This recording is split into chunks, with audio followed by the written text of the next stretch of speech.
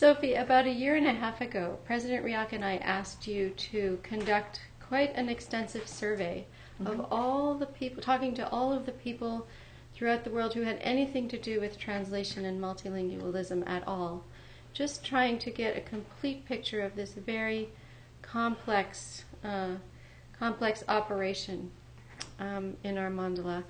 And you conducted a beautiful survey, having individual interviews with people over a period of months, and then came up with a report. Can you tell us what that experience was like for you, and perhaps some key findings from your survey? Sure.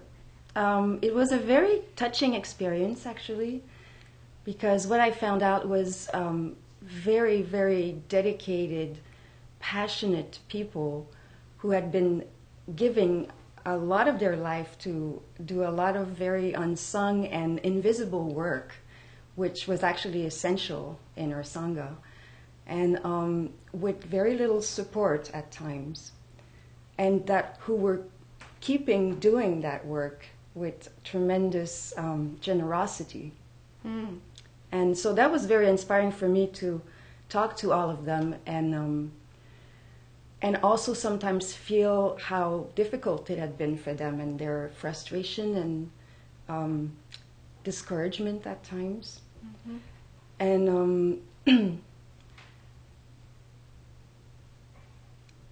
I also realized that they were dealing with a lot of challenges in our Sangha, especially in terms of the lack of structure, difficulty in communication. For example, they would receive requests for translation for very different sources. They had to translate very quickly, a really big amount of work, and so that was a very challenging situation they work with.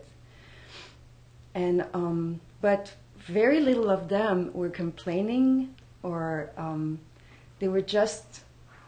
I was struck by how courageous and cheerful they were.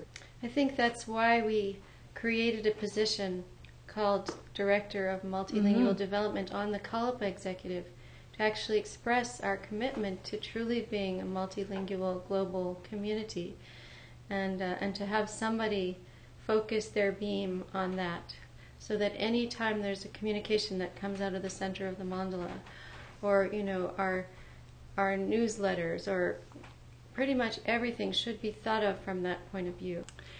Well, actually, my first step will be to reconnect with all of these translators and to find out, because the survey was done about a year and a half ago, so to find out if there has been any progress since, and what they're feeling now, and where we're at this point. So I feel a very deep need to reconnect with everybody and establish a communication and trust.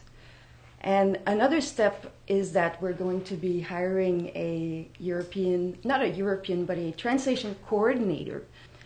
And that person will be based in Europe and will do more of the groundwork and direct support to translators. Whereas I'm going to, in addition to doing this, I'm also going to try to do some work in terms of raising the awareness in the general Sangha about the fact that we are a multilingual community, that the Shambhala Dharma is practiced and communicated in over 20 different languages, and that, like you say, it's not just a matter of translating the English so that everybody can understand, but it's viewing ourselves as a community of with very many cultures and very many different languages, and viewing this as a richness. We're very excited to have this position all together and to have you in it.